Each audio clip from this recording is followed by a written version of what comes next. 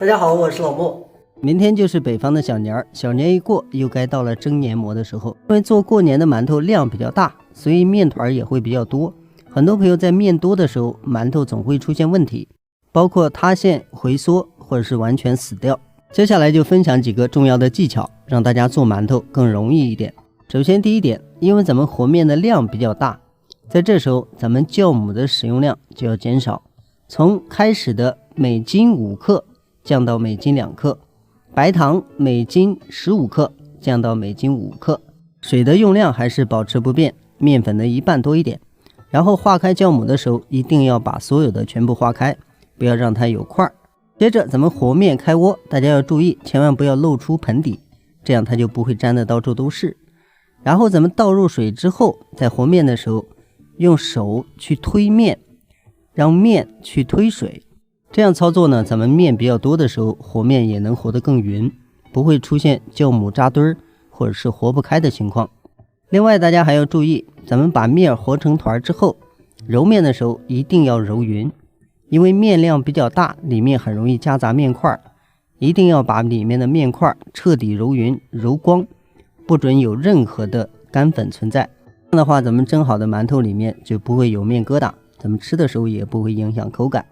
和好面之後，咱們進行1次發酵的時候要注意，發面的環境溫度不要太高，一般30度到35度就可以。這個溫度咱們發面的狀態就比較好控制。如果說溫度太高，發面太快，咱們手工揉面根本揉不透，就容易出現塌陷。發酵好的面團狀態，咱們之前說過 1.5 倍大就剛好，因為咱們沒有機器，手工揉面還是發的不要太旺，這樣你更容易做。發好的面團狀態，大家可以輕輕的點一下，如果這個窩不會回進去，就是 OK 的。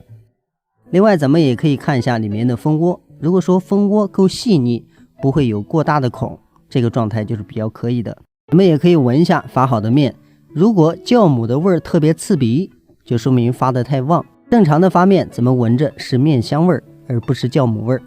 朋友們，重點來了，1次發酵過後揉面排氣這一步，對於饅頭最終的效果影響特別大。如果咱們揉面揉不勻，裡面的氣沒有排空，咱們蒸出來的饅頭100%會出現個別燙死完全不發的情況。尤其是咱們和面偏軟的時候，如果說揉面揉不勻，它出現的問題的幾率就更高。揉好面之後，大家可以看一下裡面的狀態，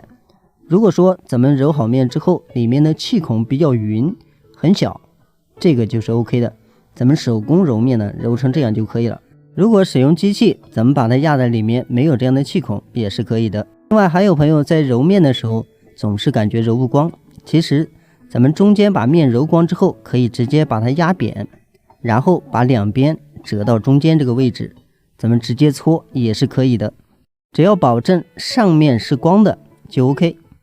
這一步操作完成之後，咱們可以切開看一下裡面，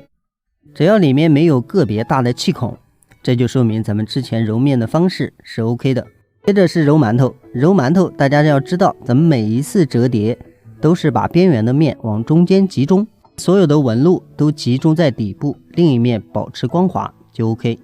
另外很多朋友揉面揉不光，其實就是每一次的折疊過大，把每一次的紋路都露在外面，所以越揉越不光。揉的時候咱們只需要注意一下，不要讓紋路跑到另一個光面去就可以了。這樣咱們揉饅頭呢，表面就會比較光，不會出現那種紋路。只要手法用的對，咱們做出來的饅頭就像畫面中這樣，表面光，底部平。另外大家還要注意，因為饅頭量比較大，所以說每次揉面團的時候盡量少揉一點，分開去揉，這樣咱們制作饅頭效果就會比較好。一次性揉面太多，裡面夾雜氣孔的幾率更高，咱們做出來的饅頭呢就不光。接下來是2次發酵要注意的地方，咱們放到溫水鍋裡面發面呢，這個溫度呢盡量在35度以內。如果水溫太高，裡面的濕度就會更高，咱們發出來之後面醒得特別鬆，就變得很扁，表面很濕，蒸出來的形狀就不好看。另外咱們之前說過，2次發酵千萬不要讓它發得過於飽滿，稍微欠缺一點點，然後咱們上鍋蒸呢，隨着這個溫度的升高，它的效果就會變得更好更圓滿。如果直接發到位，因為鍋裡面的溫度比較高，所以呢促進2次發酵，它就很容易發過，蒸好的饅頭呢過於膨脹，鬆軟度更軟，然後口感呢就变差了。最后咱们蒸的时候，大家要注意好这个火力，因为咱們發的時候呢有一點點欠缺，所以開始千萬不要讓水太沸騰，先用中小火開始燒，讓它蒸汽上足之後，咱們再改成大火。大火持續的時間，直到咱們能聞到飄出來的饅頭香味兒，這時候再改中小火，這樣蒸饅頭比直接用大火蒸饅頭做出來的效果更好。蒸饅頭只要記好咱們上面說的這些點，在家裡面蒸饅頭也能蒸得比較光滑、蓬鬆、白亮，而且又好吃。好了，咱們今天的視頻就到這裡，再次感謝您的支持和觀看，咱們下期視頻再見。